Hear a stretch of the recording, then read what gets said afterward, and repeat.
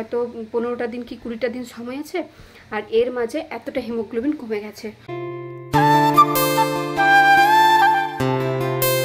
সকাল বন্ধুরা, আমার আরও একটা নতুন ব্লগে তোমাদের সকলকে জানাই অনেক অনেক স্বাগত। তো তোমরা সবাই কেমন আছো? আশা করি সবাই খুব ভালো আছো, আর আমরাও বেশ ভালো আছি। তো এখন ঘড়িতে বাজে 9:05, আর আমি সোজা স্নান করে একেবারে চলে এসেছি ছাদে। এসে পরে প্রথমে এই যে নাইটি মেরে দিয়েছি, এরপর রোদে একটু বসবো, যেহেতু মাথায় জল দিয়েছি তার কারণে রোদে একটু বসবো। এই যে চিরুনি নিয়েই এসেছি, এখানে একবারে চুলটা ছাড়িয়ে নেব। আর আওয়াজ তোমরা আশা করি কিছু একটা পাচ্ছ, সেটা হচ্ছে এই যে আমাদের পাশে যে ক্লাবটা আছে এখানে তোমার ঘাস কাটা চলছে।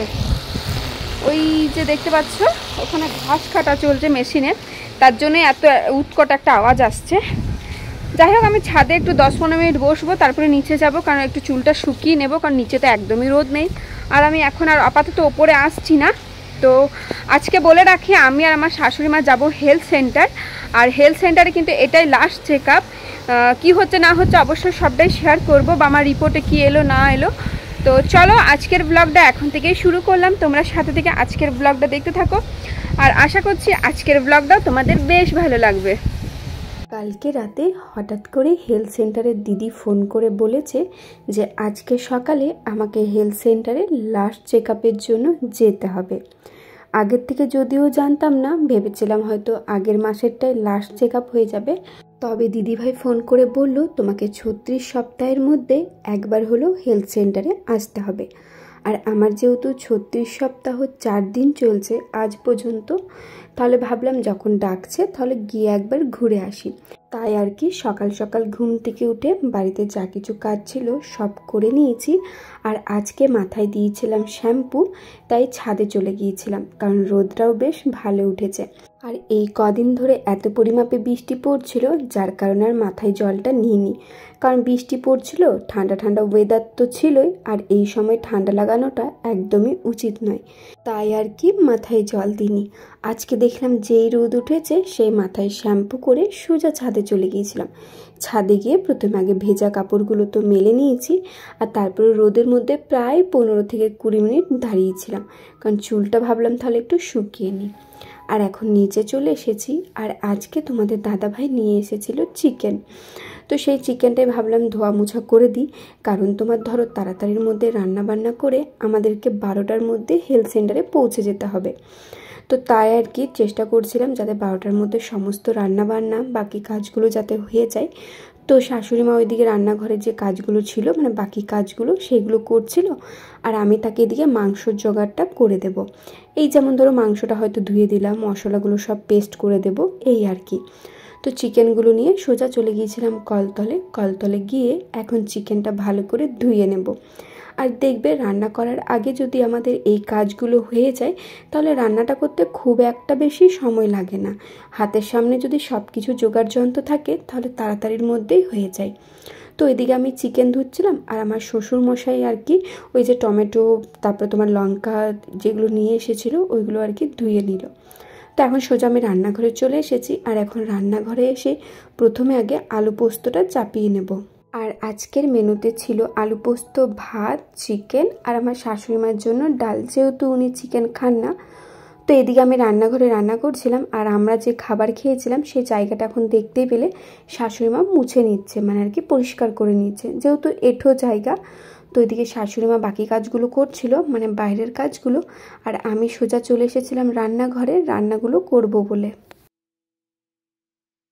তো বন্ধুরা এখন 11টা বেজে গেছে, ঝটপট করে রান্নাবান্না সব শেষ করতে হবে, যেহেতু আমাদেরকে 12টার মধ্যে বেরোতে হবে।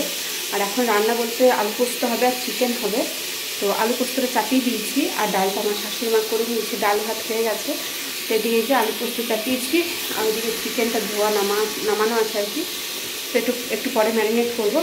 তো চলো ঝটপট করে রান্নাবান্না সব শেষ করি, কারণ 12টার মধ্যে আমাদেরকে যেতে হবে।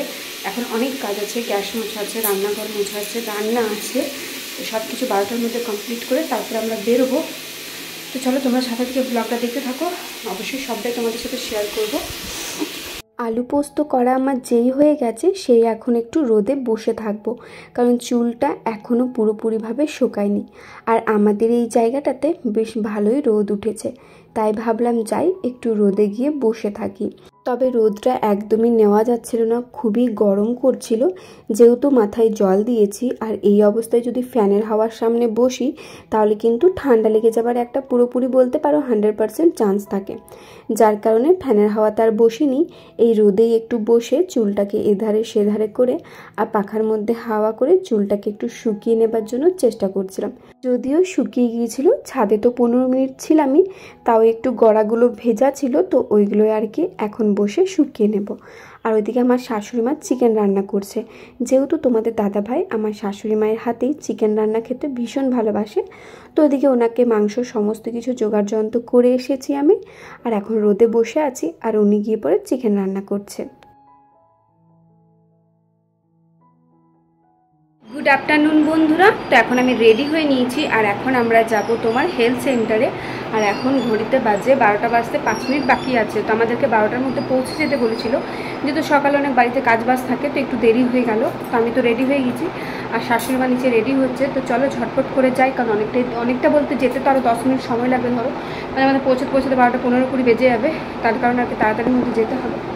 তো চলো যাই, দেখি ওখানে গিয়ে কি টেস্ট হচ্ছে না হচ্ছে বা ডাক্তার কি বলছে না বলছে, অবশ্যই তো শেয়ার করবোই তোমাদের সাথে। তো চলো এখন যাওয়া যাক। তো এইদিকে পুরোপুরি 12টা বেজে গেছে আর আমরা এখন রেডি হয়ে গিয়েছি যাবার জন্য। আর যখনই আমি বাইরে বেরোই এরকম একটা লোহার যে কোনো জিনিস সাথে করে নিয়ে যাই, প্রেকটাই নিয়ে যাই, কারণ প্রেকটাই ছোট তো চুলের মধ্যে মানে আর কি এঁটে যায়। তো এদিকে দেখো আমরা এখন বেরিয়ে পড়েছি, আমি আর আমার শাশুড়ি মা যাচ্ছি। যদিও আমার বাড়ির থেকে হেলথ সেন্টারের দূরত্ব খুব একটা না, ওই 5 মিনিটের মতো হাঁটা রাস্তা। তো আমরা গল্প করতে করতে এখন সোজা চলে যাব হেলথ সেন্টারে, আর ওখানে গিয়ে লাস্ট চেক আপটা করেই নেব।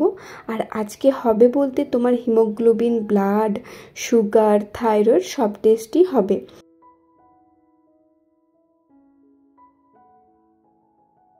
এখন হেলথ সেন্টারে পৌঁছে গিয়েছি আর আজকে এত পরিমাপে ভিড় ছিল মানে আমি ধারণা করতে পারিনি। আমরা 12টার মধ্যে বাড়ির থেকে বেরিয়েছিলাম আর বাড়ি আসতে আসতে 2টো বেজে গিয়েছিল, মানে পুরোপুরি 2 ঘন্টা সময় ওখানেই চলে গিয়েছিল, এত পরিমাপে ভিড় ছিল।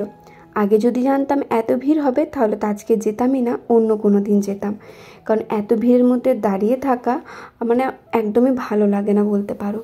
আশা করি লাইনটা দেখে বুঝতে পারছো, ওই যে সামনের যে লাইনটা আছে ওইটা হচ্ছে ডাক্তার দেখানোর লাইন, আর এখন আমি যে লাইনে দাঁড়িয়েছি এটা হচ্ছে নাম এন্ট্রি করার লাইন। আর এদিকে দেখো নাম এন্ট্রি করার ঠিক কতটা ভিড় হয়েছে, মানে আমি তো ওখানে গিয়ে রীতিমতো সত্যি অবাক হয়ে গিয়েছিলাম, এত পরিমাপে ভিড় ছিল। মানে আমি এই নিয়ে মনে হয় 4 থেকে 5 বার হেলথ সেন্টার গেলাম, এত পরিমাপে ভিড় ছিল না যেটা আমি গিয়ে কালকে দেখেছিলাম। তো এখন আমি এন্ট্রি করিয়ে বসে পড়েছি প্রেশার মাপতে।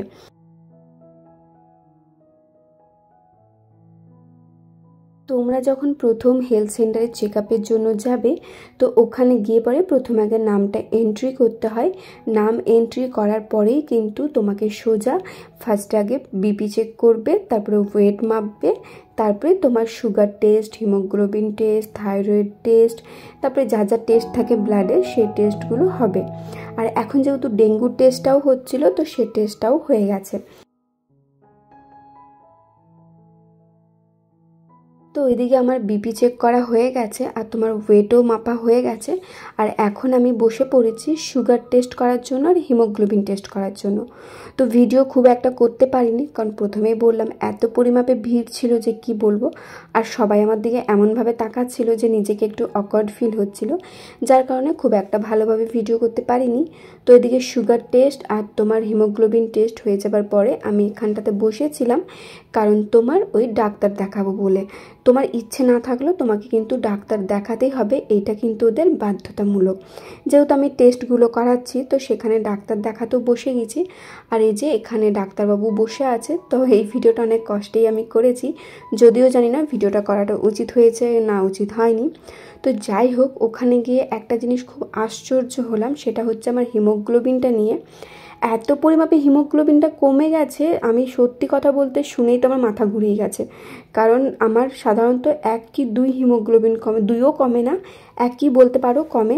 তবে আজকে হিমোগ্লোবিনটা প্রায় অনেকটাই কমে গেছে। কত আছে না আছে সেটা অবশ্যই শেয়ার করব, কিন্তু সেটা পরের ব্লগে। এই ব্লগে আর শেয়ার করব না, পরের ব্লগে তোমাদের সাথে শেয়ার করব হেলথ সেন্টারে আমি যে টেস্টগুলো করালাম তার রিপোর্ট কি এসেছে না এসেছে। তবে যাই হোক, হিমোগ্লোবিনটা কিন্তু আমি আরেকবার টেস্ট করাবো, যেহেতু আমার মনে একটা সন্দেহ আছে, কারণ এত কম হিমোগ্লোবিন আমার থাকতেই পারে না। তো যাই হোক, পরের দিন আবার হিমোগ্লোবিন টেস্ট করাবো, সেটা কিন্তু বাইরের থেকে করাবো। তো এদিকে আমি আর আমার শাশুড়ি মা বাড়ি যাচ্ছি, যেহেতু আমাদের দেখানো হয়ে গেছে, আর এখন কিন্তু 2টো বেজে গেছে। তো এদিকে খাবার খেতে বসে গেছি এসে পরে। আর আজকের মেনুতে ছিল ভাত, আলু পোস্ত আর চিকেনের ঝোল।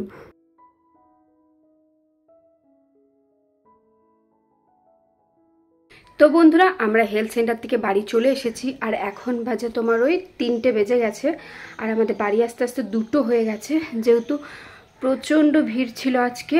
তো আমরা গিয়েছিলাম 12টার সময়, মানে পৌঁছাতে 12টা 15 বেজেছে, আর বাড়ি এলাম 2টোর সময়। এসে পরে খাওয়া দাওয়া করে নিয়েছি, কারণ খুব খিদে পেয়ে গিয়েছিলো। আর তাছাড়া এতক্ষণ যেহেতু দাঁড়াতে হয়েছে, তো এতক্ষণ দাঁড়িয়েছিলাম বলে না আমার খুব পেটে যন্ত্রণা করছিল, আর একটু মাথাটা ঝিমঝিম করছিল। তো এসে পরে সঙ্গে সঙ্গে আগে খাবার খেয়ে নিয়েছি। তো রিপোর্টে কি এসেছে না এসেছে অবশ্যই তো সেটা তোমাদেরকে জানাবই, তবে হিমোগ্লোবিনটা একদমই কমে গেছে বলতে পারো। তো যার কারণে আমার সাথে সাথে বাড়ির সবাই চিন্তিত আছে, কারণ এখন তো ধরো ডেলিভারির ডেট এগিয়ে চলে এসেছে, কখন হবে নিজেরাও জানি না। তো কালকে ডাক্তার দেখাতে যাব, মানে আর কি ইউএসজি আছে, ইউএসজিটা হবার পরেই জানতে পারবো কবে ডেট দিচ্ছে না দিচ্ছে। তো যার কারণে ধরো ডেটটা প্রায় এগিয়ে এসছে সামনে, তো প্রচণ্ড চিন্তায় আছি, যেহেতু হাতে গোনার হয়তো 15টা দিন কি 20টা দিন সময় আছে, আর এর মাঝে এতটা হিমোগ্লোবিন কমে গেছে। প্রত্যেক মাসে আমার কি হয় 1 কি 2 এরকম কমে, মানে 11-10 এরকমই থাকে, তবে এবার একদমই হিমোগ্লোবিনটা কমে গেছে। কত আছে না আছে সেটা আমি তোমাদের সাথে অবশ্যই শেয়ার করব, সেটা পরের ব্লগে শেয়ার করব, এই ব্লগে না। আমার একটু কষ্ট হচ্ছে, যেহেতু ধরো বললামই তো দাঁড়িয়েছিলাম এতক্ষণ, তারপরে মাথা ঝিমঝিম করছিল, এত ভিড় ছিল, তো যার কারণে শরীরটা ভালো লাগছে না। আর এখন একটু হাঁটাচলা করলেই প্রচণ্ড থকান্তি লাগছে, ক্লান্তি লাগছে। বাড়ির থেকে হেলথ সেন্টারের দূরত্ব হচ্ছে ঠিক 5 মিনিটের, তবে আমাদের একটু সময় লেগেছে, মানে 10 মিনিটের মতো কি 7-8 মিনিটের মতো লেগেছে, কারণ এই সময় তো আমি একদমই স্পিডে হাঁটতে পারি না। তো যাই হোক, এতটা রাস্তায় হেঁটে গেলাম, হেঁটে এলাম, তারপরে দাঁড়িয়েছিলাম, যার কারণে শরীরটা খারাপ লাগছে। তো এখন যাব নিচে, খাওয়া দাওয়া তো হয়ে গেছে, বললাম 3টে বেজে গেছে, এখন নিচে যাব, একটু রেস্ট করব, তারপরে তোমাদের সাথে পরে আমি শেয়ার করব আমার রিপোর্টে কি এসেছে না এসেছে।